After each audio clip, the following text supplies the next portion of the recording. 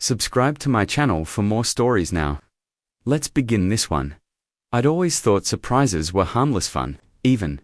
That was before the night I opened the door and found a gift box waiting on my porch.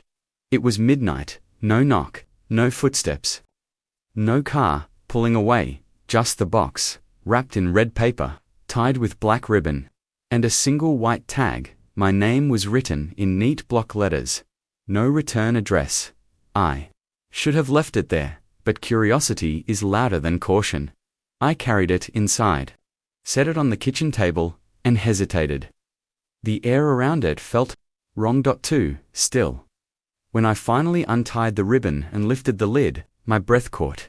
Inside was an old Polaroid photograph of me, asleep in my bed, and on the back, written in the same neat handwriting as the tag.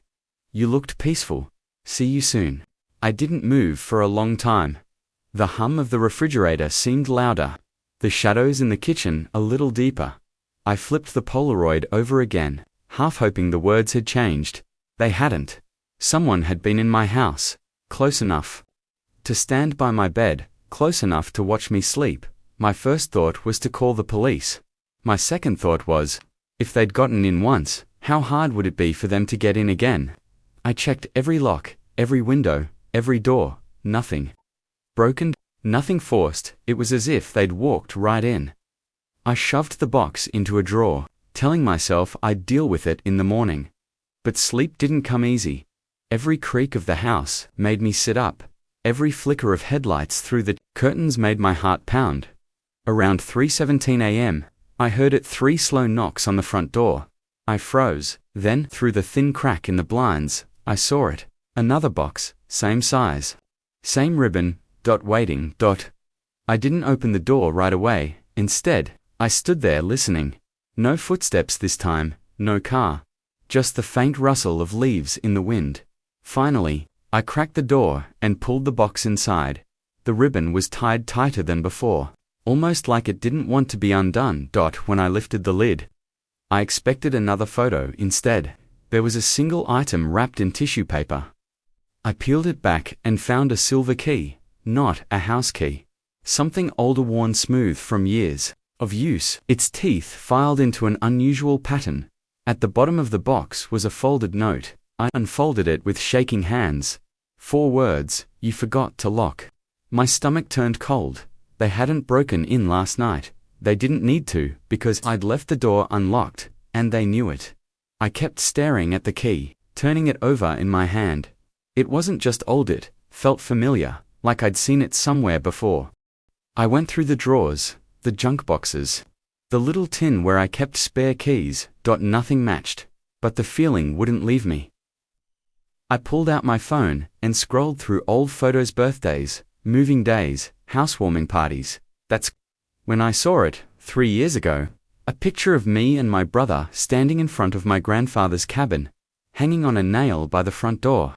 Was the same kind of key. My brother had inherited the place after Grandpa died. We hadn't spoken in months.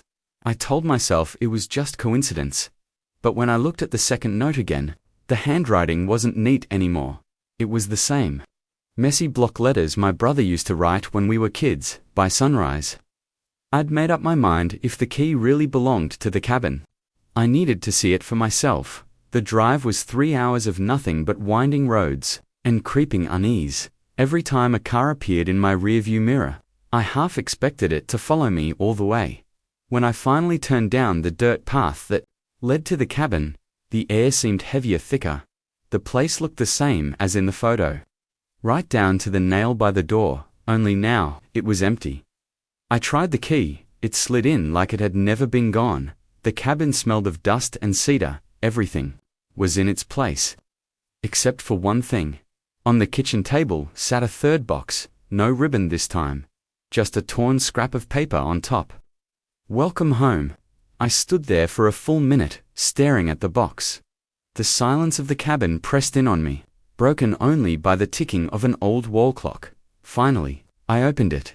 Inside was another Polaroid, but this one wasn't of me, asleep in my own bed. It was me standing right here, at the cabin's front door, taken only minutes ago. I dropped the photo and spun around. The trees outside were still, no footsteps. No movement. But the back of my neck prickled with the feeling of being watched. I grabbed the box and the photo. Shoving them into my bag, I needed to leave. But as I reached for the doorknob, something caught my fresh muddy boot prints on the wooden floor. They led from the door. Deeper into the cabin, the prints were heavy, each one pressed deep into the dust on the floorboards. Too fresh to be from days ago. I followed them with my eyes. Not my feet, they trailed past the kitchen, toward the narrow hallway that led to the bedrooms. Hello. My voice came out smaller than I expected. No answer. I backed toward the door, every instinct screaming at me to leave. But halfway there, a sound froze me in place. A slow, deliberate creak from the end of the hallway, then another. I tightened my grip on the bag and ran for the door, but it slammed shut before I could reach it. From behind me, a voice I hadn't heard in almost a year said, "You're hard to surprise these days." I turned slowly, my pulse hammering in my ears. There he was, my brother. He looked thinner than I remembered. Eyes sunken, hair longer and wild at the edges. But the smirk, that same crooked smirk from when we were kids, was exactly the same. "Are you doing here?" I managed.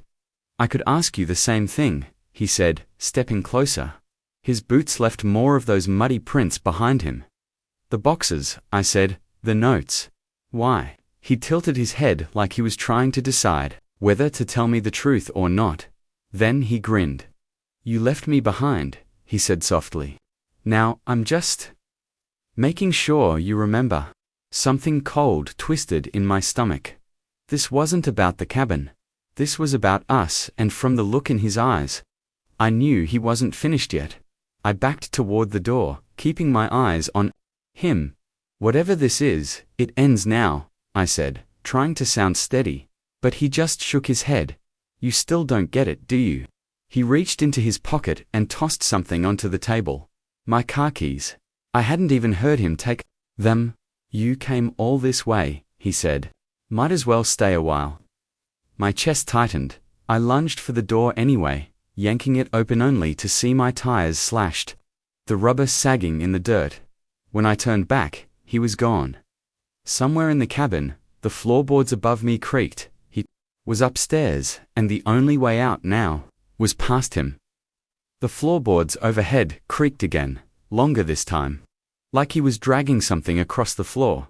I stayed frozen in the middle of the cabin, trying to listen past the pounding in my ears. One step, two, silence. My mind was a storm. Every instinct told me to get out, but my body refused to move. My car was useless. My phone had no signal. And the man upstairs knew this place better than I ever could. I spotted the fireplace poker leaning against the stone hearth. It felt heavy in my hands, solid, cold. My grip tightened around it.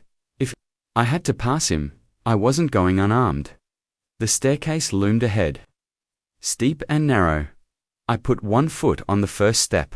It groaned under my weight. No reaction from upstairs. By the fifth step, my breath was shallow. Halfway up, I stopped and listened. Nothing but that slow, hollow ticking from the wall clock downstairs. Then, faintly, a whisper, my name. I swallowed hard and kept going. At the top, the hallway stretched out in both directions. The bootprints were here too, pressed deep into the thin carpet runner. They led toward the far bedroom, our old bedroom, when we were kids. The door was half closed. I nudged it open with the poker. The air inside was stale, but not untouched. There was a faint scent of cigarette smoke, something my brother always carried with him no matter where he went. Against the far wall sat an old wooden trunk. The lid was shut, but not latched, and standing beside it was my brother. He smiled when he saw me. "You made it." I raised the poker. "Give me my keys." He tilted his head. "You think this is about the keys?" Then he stepped aside, revealing the trunk. "Open it." I didn't move. "What's inside?" He crouched, placed his hand on the lid, and said, "Everything you forgot." I could feel my heartbeat in my fingertips. The poker was steady, but my knees weren't. I crossed the room slowly, never taking my eyes off him, and pushed the lid open. Inside were dozens of photographs. Not just of me, of our parents, our childhood home, birthdays, school plays, but mixed in were others. Darker ones. Me, at the grocery store. Me, unlocking my apartment door, me sleeping more than one. From different nights. You've been following me, I said. My voice cracked. Not following, he said. Watching, protecting. I turned to face him. From what? He laughed, short and bitter. From forgetting. Then quieter. You left me here. You left everything here, and you were going to live your perfect little life without ever thinking about me again. I felt my stomach turn. You disappeared. You didn't call, didn't write, because I wanted to see if you'd look for me, he snapped. When I didn't answer, his voice softened. But you didn't, so I made you come back. I took a step back toward the door. This isn't how you fix things. He glanced at the poker in my hands. You going to hit me? You going to do what they did? What are you talking about? He was breathing harder now, eyes bright with something I couldn't name. They locked me in this cabin when I was 17. Said I was dangerous. Said I needed time away. You never visited. That's not, I started, but stopped. The truth was, I didn't know if it was true or not. Our parents never told me the full story. He stepped closer. Now it's your turn to stay. Just for a while, we can be together, like before. I'm leaving, I said. He moved fast, too fast for me to react. He slammed the door shut behind me and shoved me back toward the trunk. I swung the poker, catching him in the shoulder. He stumbled, but didn't go down. We struggled, him grabbing for the poker, me trying to wrench it free. It slipped from my hands and clattered to the floor. He lunged, but I darted past him, shoving the trunk over in the process.